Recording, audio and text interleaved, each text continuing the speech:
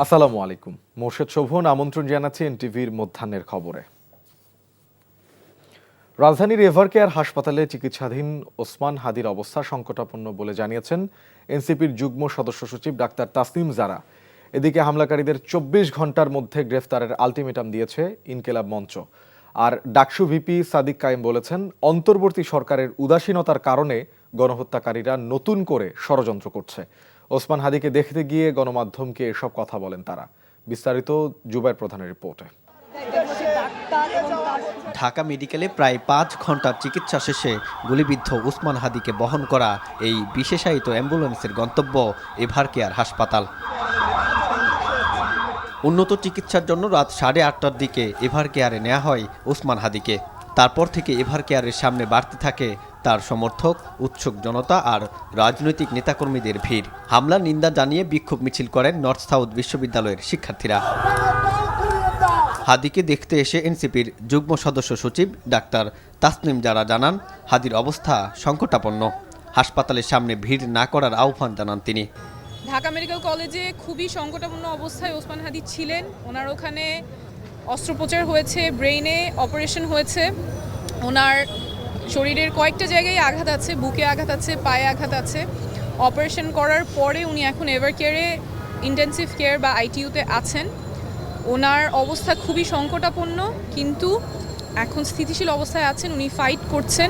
Neurosurgery department head sir সহ পুরো team ready ছিল, সবসময় স্ট্যান্ড বাই, এবং তারা অপারেশন থিয়েটারে নিয়ে গিয়ে অপারেশন ব্যবস্থা করে। আমি সেই টিমের পার্ট ছিলাম এবং তার অবস্থা খুবই ক্রিটিক্যাল ছিল। অপারেশনের চলা অবস্থায় তার যে হৃদযন্ত্রের যে ক্রিয়াটা সেটি স্বাভাবিক আসা শুরু করে, ফুসফুসের ক্রিয়াটা আমরা ফিরে পাই এবং একইভাবে অপারেশন খুব সুন্দরভাবে শেষ করার পরে আমরা চিন্তা করেছি যে তাকে এভারকেয়ার হসপিটালে নিয়ে আসা হবে। এভারকেয়ার হসপিটালে তাকে শিফট করা হয়।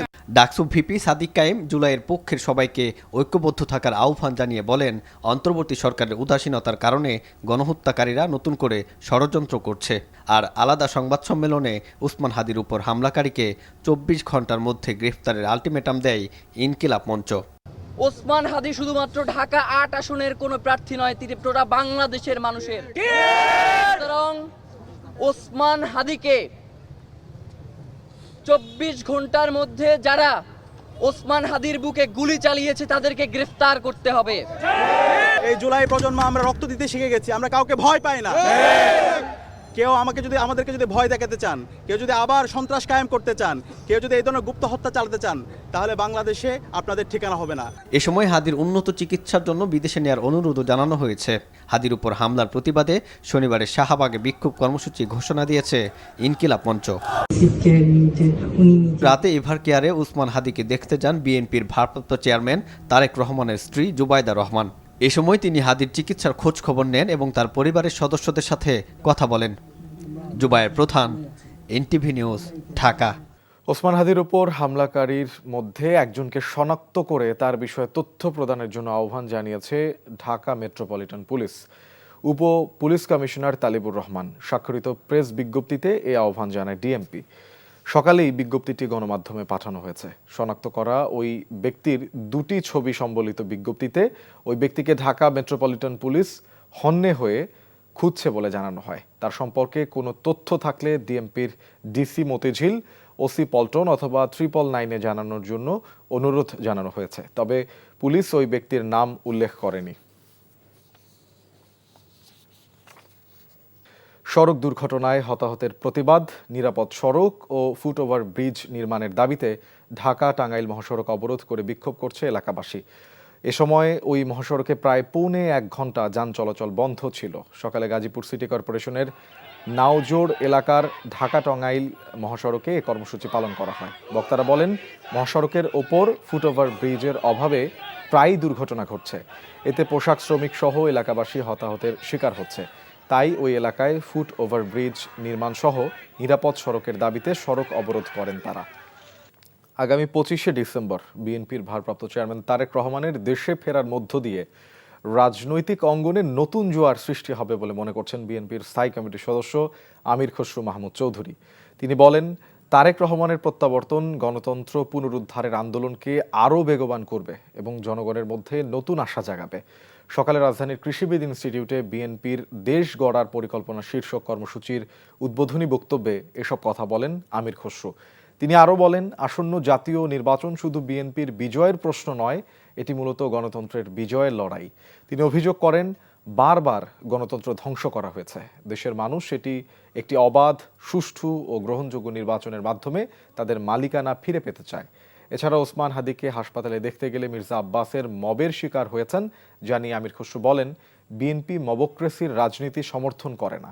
যারা মবক্রেসি করছে তাদের মতো বিএনপি নেতাকর্মীদের মব না করার আহ্বান জানান তিনি। বাংলাদেশের রাজনীতিতে গণতান্ত্রিক অঙ্গনে নতুন জোয়ার সৃষ্টি হবে ইনশাআল্লাহ।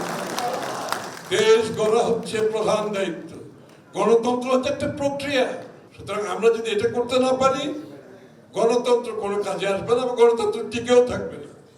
ইনকিলাব মঞ্চের মুখপাত্র ওসমান হাদির উপর হামলার প্রতিবাদে কেন্দ্রীয় কর্মসূচি অনুযায়ী সারা দেশে বিক্ষোভ সমাবেশ করেছে বিএনপি। বিএনপির কেন্দ্রীয় নেতা ও নাটোর 2 আসনের প্রার্থী রুহুল কুদ্দুস তালুকদার দুলুর নেতৃত্বে সকালে শহরের আলাইপুর দলীয় কার্যালয়ের সামনে থেকে বিক্ষোভ মিছিল বের করা হয়। মিছিলটি কেন্দ্রীয় মসজিদ চত্বর ঘুরে পুনরায় দলীয় কার্যালয়ে গিয়ে শেষ হয়। এ সময় দ্রুত অপরাধীদের গ্রেফতারের দাবি জানান দুলু। এদিকে ওসমান হাদির উপর হামলার প্রতিবাদে বরিশালে চলছে বিএনপির বিক্ষোভ সমাবেশ। নগরীর অশ্বিনী কুমার টাউন হল চত্বরে আয়োজিত এই সমাবেশে যোগ দিয়েছেন দলটির কয়েক হাজার নেতাকর্মী।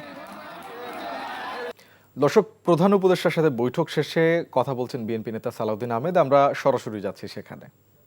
নিরপেক্ষ নির্বাচন হবে, যা বিশ্ব স্বীকৃত হবে, সেই জন্যেই আমরা কাজ করছি এবং আমাদের মধ্যে রাজনৈতিক সংস্কৃতিটা যাতে সেইভাবে বহাল থাকে আমরা সবাইকে আহ্বান জানিয়েছি। আমাদের রাজনৈতিক সংস্কৃতিটা অনেকটাই পরিবর্তিত হয়েছে। জনপ্রত্যাশা এবং গণ অভ্যুত্থানের প্রত্যাশা অনুযায়ী, আকাঙ্ক্ষা অনুযায়ী সেরকম গণতান্ত্রিক রাজনৈতিক সংস্কৃতি আমরা অব্যাহত রেখে চর্চা করে ইনশাআল্লাহ আগামী দিনে আমরা একটি শক্তিশালী গণতান্ত্রিক রাষ্ট্র নির্মাণ করব। আমাদের এই গণতন্ত্রের উত্তরণের পথটাকে আমরা যেন আরও সহজ করতে পারি, সেজন্য সবার সহযোগিতা আহ্বান করছি আমরা।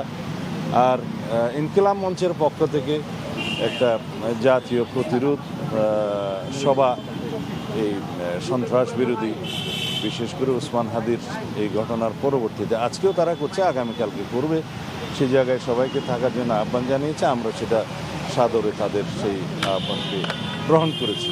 25 ডিসেম্বর তারেক রহমান আসছেন, তিনি বড় দলের বড় নেতা, উনি আসার পরে আরও সমাগমটা বড় হবে। সেক্ষেত্রে এই ধরনের সিকিউরিটি এনশিওর করা কিভাবে নিশ্চিত হবে? আপনার কোনো সহযোগিতা চেয়েছেন কিনা সরকারের, যাতে করে ওনাকে নিরাপদ দেখা যায়? আমরা সকল রাজনৈতিক নেতৃবৃন্দ তারা যাতে নিরাপদে থাকে সেই নিরাপত্তার ব্যবস্থা করার জন্য সরকারের প্রতি আহ্বান জানিয়েছে। সেটি নয়, মূলত হচ্ছে আমাদের ভিতরে যেন এমন একটি ঐক্য থাকে যাতে করে আমরা সকল রাজনৈতিক দল ফ্যাসিবাদ বিরোধী যে কোনো ফ্যাসিবাদ বিরোধী ঐক্যকে আমরা সবাই মিলে যেন আঁকড়ে ধরি, তাতে করে জাতীয়ভাবে এই সন্ত্রাসকে আমরা মোকাবিলা করতে পারবো। যদি আমরা গণতান্ত্রিক শক্তিসমূহ পরস্পর বিচ্ছিন্ন হই এবং পরস্পরের বিরোধিতা করতে থাকি, তাহলে ফ্যাসিবাদ আশকারা পাবে। সেই জায়গায় যেন আমরা না যাই, এই আহ্বানটাই আমরা জানিয়েছি এবং এটাই হচ্ছে মূল ভিত্তি। যদি আমাদের ভিতরে ঐক্য থাকে এবং আমরা গণতান্ত্রিক শক্তিগুলো, গণতান্ত্রিক রাজনৈতিক দলগুলো যদি ঐক্যবদ্ধ থাকি, আমাদের ভিতরে বিভেদ না থাকে, তাহলে পরে আমরা জাতীয়ভাবে এই জাতীয় সকল ধরনের সন্ত্রাসকে মোকাবিলা করতে পারবো এবং ফ্যাসিবাদের দোসরদের যে কোনো ষড়যন্ত্রকে মোকাবিলা করতে পারবো। আমরা জানি এই শক্তি দেশের ভিতরেও সক্রিয় এবং দেশের বাইরেও সক্রিয়। আমরা ঘটনার সুষ্ঠু তদন্তের জন্য এবং তড়িৎ ব্যবস্থা গ্রহণের জন্য আহ্বান জানিয়েছি। আপনাদেরকে স্মরণ করিয়ে দিই, গত 5ই নভেম্বর বিএনপির একজন সম্ভাব্য প্রার্থী, আমরা যে মনোনয়ন ঘোষণা করেছি প্রাথমিকভাবে, তার একজন প্রার্থী জনাব এরশাদুল্লাহ, চট্টগ্রাম মহানগরের চট্টগ্রাম 8 আসনের প্রার্থী, তার উপরে প্রাণবিনাশী হামলা হয়েছে। কিন্তু তারপরে আইনশৃঙ্খলা বাহিনী কোনো কঠোর ব্যবস্থা গ্রহণ করেনি এবং যথাযথ তদন্ত করে যদি তার বিরুদ্ধে মানে সন্ত্রাসীদেরকে গ্রেফতার করা যেত, আইনের আওতায় আনা যেত, তাহলে হয়তো এরকমের ঘটনা আরও হয়তো ঘটতে উৎসাহিত হতো না। যারা এগুলো করছে তারা যখন মনে করছে যে তারা নিরাপদ থাকতে পারে, তখন এই সমস্ত ঘটনা আরও ঘটে। সেই জন্য আমরা স্বরাষ্ট্র মন্ত্রণালয়কে আরও বেশি সক্রিয় হওয়ার জন্য আহ্বান জানিয়েছি, তাতে প্রয়োজনীয় ব্যবস্থা যেন মাননীয় প্রধান উপদেষ্টা নেয় আমরা রাজনৈতিক দল হিসেবে আমাদের সর্বোচ্চ অঙ্গীকার এবং আমরা প্রতিশ্রুতি দিয়েছি আমরা এই বিষয়ে সর্বোচ্চ সহযোগিতা করব, বহাল রাখব। ধন্যবাদ। দর্শক, প্রধান উপদেষ্টার সাথে বৈঠক শেষে নির্বাচন এবং সার্বিক পরিস্থিতি নিয়ে কথা বলছিলেন বিএনপি নেতা সালাউদ্দিন আহমেদ। আমরা সরাসরি ছিলাম সেখানে। এর সাথে শেষ করছি মধ্যাহ্নের খবর। এই খবরের ভিডিও সহ আপডেট জানতে ভিজিট করুন এনটিভি অনলাইন www.ntvbd.com। এছাড়াও এনটিভির জনপ্রিয় সব অনুষ্ঠান ও খবরের আপডেট জানতে ভিজিট করুন আমাদের ইউটিউব ও ভেরিফাইড ফেসবুক পেজ। 2টায় দুপুরের খবর দেখার আমন্ত্রণ রইল। ধন্যবাদ সবাইকে।